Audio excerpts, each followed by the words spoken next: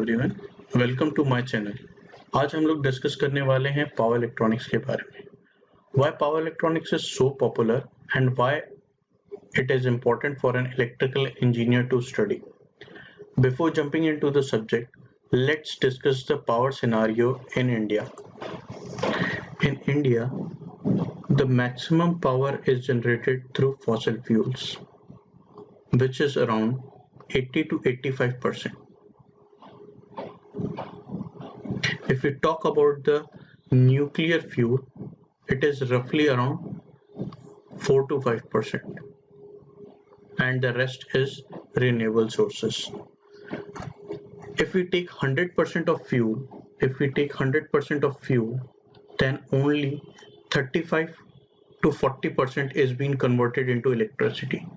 Till it reaches to the load or the consumer end, it only becomes 16 to 17%. The rest of the energy is lost in the transmission. Suppose we are generating 100 kilowatt power from fuel, out of which only 16 to 17 kilowatt of power is being consumed. Rest is wasted. To improve the conversion efficiently, power electronic devices come into picture. So we can say that power electronic devices are the tools which convert the power efficiently. एक छोटे से example से हम लोग power electronics को समझने की कोशिश करते हैं। आज से 10 साल पहले हमारे घर में जो फैन रेगुलेटर्स यूज होते थे वो ऐसे दिखते थे, जो बहुत ज्यादा बड़े, बल्कि और हीट डिसिपेशन बहुत ज्यादा होता था। इसके कॉन्सेप्ट को समझने के लिए अगर हम लोग इसका डायग्राम देखें तो आप देखेंगे it consist of a resistors connected in series. या अगर मैं अपना पॉइंटर पोजीशन नंबर 1 पे रखता हूं तो all the resistance connected into series. उससे क्या होगा, हमारे जो करंट फ्लो करेगा उससे जो लॉसेस होंगे, आई स्क्वायर आर लॉसेस होंगे, इन रेजिस्टर्स के थ्रू प्रोड्यूस होंगे।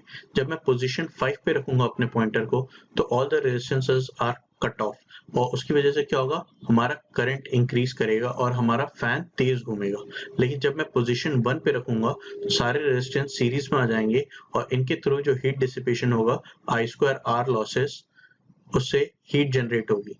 उस हीट को कंपनसेट करने के लिए हमें हीट सिंक्स लगानी पड़ेंगी और उससे हमारा जो साइज है इक्विपमेंट का वो इंक्रीज करेगा। इसको रिप्लेस किया है इस छोटे से पावर इलेक्ट्रॉनिक डिवाइस ने, जो लाइट वेट है, जिसमें हीट डिसिपेशन कम होता है और दिखने में एलिगेंट है। ये एक पावर इलेक्ट्रॉनिक डिवाइसेस है। The power electronic device which is used in this fan regulator is track. तो हमारा जो फैन रेगुलेटर जो हम आज से 10 साल पहले यूज करते थे और जो अभी मैक्सिमम लोगों के यहाँ यूज हो रहा है, दोनों का सेम फंक्शन है, बट उसमें हमारा हीट डिसिपेशन हो रहा था हीट के फॉर्म में, और इसमें हमारा ओनली स्विचिंग लॉसेस होते हैं which are very less compare to the heat losses. अगर हम लोग इंडस्ट्रीज की बात करें तो maximum loads are pump load और फैन लोड, और इनको रन करने के लिए जो हम लोग मोटर यूज करते हैं that are induction motor. Induction motor are called as the horse of industries. 70 to 80% load जो रहते हैं वो इंडक्शन मोटर की वजह से ही रन करते हैं या इंडक्शन मोटर पे ही रन करते हैं। अगर हम लोग इसकी इक्वेशन देखें तो load torque is directly proportional to N square, और जो पावर कंजम्पशन होता है वो is directly proportional to N cube. तो अगर मैं अपनी स्पीड को रिड्यूस करना चाहूँ हाफ, तो मेरा जो पावर कंज्यूम हो रहा है वो 3 टाइम्स होता है, और इस पावर को मैं रिड्यूस कर सकता हूँ बाय एडिंग रियोस्टेट और डैम्पर्स इनटू द सर्किट। लेकिन उसकी प्रॉब्लम ये है कि वो पावर जो रहेगी वो हीट के फॉर्म में डिसिपेट हो जाएगी। तो improve that we have to add power converters into the system. अगर हमें स्पीड रेगुलेट करना है या स्पीड कंट्रोल करना है तो V/F method is used in induction motor. जो वोल्टेज है वो हमें यूटिलिटी से मिलती है, तो वो एक तरीके से कांस्टेंट रहती है। To change the frequency we need frequency converter which is a power electronic device, which is possible with power electronic devices only.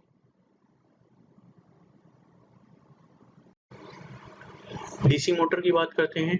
DC motor has excellent control characteristic and it is easy to control. Armature और field winding current जो रहते हैं वो always perpendicular रहते हैं। Torque per unit ampere जो रहता है वो मैक्सिमम मिलता है हमें, लेकिन इसकी प्रॉब्लम क्या है? It requires regular maintenance, not suitable for high speed applications. और जहां इंडिया में हर जगह एसी सप्लाई पॉसिबल है, वहां डीसी मशीन करने के लिए हमें एक इक्विपमेंट चाहिए रहता है जो कन्वर्ट करे हमारे एसी को डीसी में। That is again a power electronics device, that is a rectifier. अगर हम लोग हैवी मशीनरी की भी बात करें, a heavy machine running at a high speed जहां पे जे मोमेंट ऑफ इनर्शिया उसका ज्यादा रहता है, और if you want to stop and bring it to halt, तो आप सोच रहे होंगे कि स्विच ऑफ कर देते हैं, which is a obvious answer. लेकिन जैसे ही हम उसको स्विच ऑफ करेंगे, due to moment of inertia the motor will remain in its motion, power consumption है वो वेस्ट होगा। With use of power electronic device, not only we can deaccelerate the motor and bring it to halt, we can even reverse back the power to the source. अगर हम लोग power system की बात करें तो ये हमारा लॉन्ग ट्रांसमिशन लाइन है, जहाँ पे Vs is the sending end voltage and Vr is the receiving end voltage. आप देखेंगे लोड के साथ हमारा जो voltage at the receiving and है वो डिक्रीज करता है। क्यों? क्योंकि हमारे जो लोड रहते हैं वो मैक्सिमम लैगिंग नेचर के होते हैं, तो उसकी वजह से हमारा रिसीविंग एंड पे वोल्टेज डिक्रीज करता जाता है। उसको इम्प्रूव करने के लिए द ऑब्वियस आंसर इज कि हम वहाँ पे कैपेसिटर लगा दें और हम वहाँ के रिएक्टिव पावर को इम्प्रूव करें। लेकिन अगर आप इक्वेशंस देखेंगे, Q is equal to VR square upon XC, तो जैसे अगर हमारा वोल्टेज डिक्रीज कर रहा है तो हमें हमारे रिएक्टिव पावर को इंक्रीज करना चाहिए to maintain the voltage profile, लेकिन रिएक्टिव पावर भी डिक्रीज करने लगेगा because it is directly proportional to the square of the receiving end voltage. यहाँ पे भी हमें पावर इलेक्ट्रॉनिक डिवाइसेस की रिक्वायरमेंट होती है। पावर सिस्टम में भी जब हमें बल्क में पावर ट्रांसमिशन करना होता है, तब हम लोग HVDC ट्रांसमिशन यूज करते हैं। HVDC ट्रांसमिशन में क्या होता है कि हम लोग AC को पहले DC में कन्वर्ट करते हैं और उसको ट्रांसमिट करते हैं, और एट द रिसीवर एंड उसको फिर DC से AC में कन्वर्ट कर देते हैं। For this rectification and from DC to AC, power electronic devices are used. अगर हम लोग डिजिटल और एनालॉग लैब्स की बात करें तो वहां पे भी हमें रेगुलेटेड पावर सप्लाई देखने को मिलेगी, dual channel regulated power supply. I am sure कि आपने ये अपने लैब्स में जरूर देखा होगा। ये बहुत ज्यादा हैवी होता है बिकॉज इसके अंदर हम लोग स्टेप डाउन ट्रांसफार्मर यूज करते हैं, जिसकी वजह से इसका वेट इंक्रीज हो जाता है, और इस हीटिंग लॉस को इम्प्रूव करने के लिए या कंपनसेट करने के लिए हमें हीट सिंक्स लगाने पड़ते हैं, तो इसका साइज बहुत ज्यादा इंक्रीज हो जाता है। To reduce the size and efficiency, power electronic devices are used. Last में मैं एक और सबसे सिंपल एग्जांपल देना चाहता हूँ, मोबाइल चार्जर्स या लैपटॉप चार्जर्स जो डे टू डे लाइफ में आप यूज करते हैं, वो AC सप्लाई को DC सप्लाई यानी मोबाइल चार्जिंग में यूज करते हैं।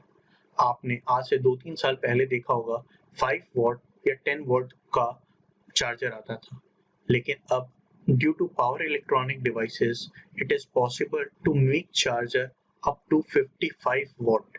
This is the contribution of power electronics to the current scenario. आप देख सकते हैं कि पावर इलेक्ट्रॉनिक्स की इम्पोर्टेंस हर सेक्टर में है। It is a multidisciplinary subject. So सबसे पहले इसकी डेफिनेशन देख लेते हैं। Power electronics is the technology associated with efficient conversion and control of electric power by power semiconductor devices. With the help of power electronics devices, power semiconductor devices, this conversion is possible. आप ये देख सकते हैं कि एक source और load के बीच में ये पावर प्रोसेसिंग यूनिट की तरह काम करता है। This power processing unit consists of power semiconductor devices and its circuitry. It is also said that the power electronics is the lifeblood of future industry. तो हमें इन power electronic devices को कैसा होना चाहिए? For ideal situation, it should be high efficient, should be reliable, size, weight and cost should be as low as possible. इस series में जो syllabus हम लोग फॉलो करेंगे वो होगा, सबसे पहला यूनिट जो होगा हमारा वो होगा पावर इलेक्ट्रॉनिक डिवाइसेस, जिसमें हम power diode, power MOSFET, power BJT, SCR, silicon control rectifier और थायरिस्टर फैमिली के बारे में पढ़ेंगे। सेकेंड यूनिट जो रहेगी हमारी वो AC to DC converter that is rectifier के बारे में हम लोग पढ़ेंगे। थर्ड हम लोग DC to DC converter that is called as chopper, उसके बारे में पढ़ेंगे। फोर्थ जो यूनिट है हमारी वो DC to AC that is inverter के बारे में पढ़ेंगे। Last AC to AC converter जिसमें वोल्टेज वेरिएशन और frequency, voltage and frequency variation पढ़ेंगे। जो मैंने सिलेबस या जो लेक्चर सीरीज तैयार की है वो स्ट्रिक्टली गेट बेसिस पे है। इन लेक्चर्स को प्रिपेयर करने के लिए जो मैंने बुक्स रेफर की है PS Bhimra, Rashid and Joseph मिथाइथल। मिलते हैं फर्स्ट लेक्चर के साथ बहुत ही जल्द। Thank you very much.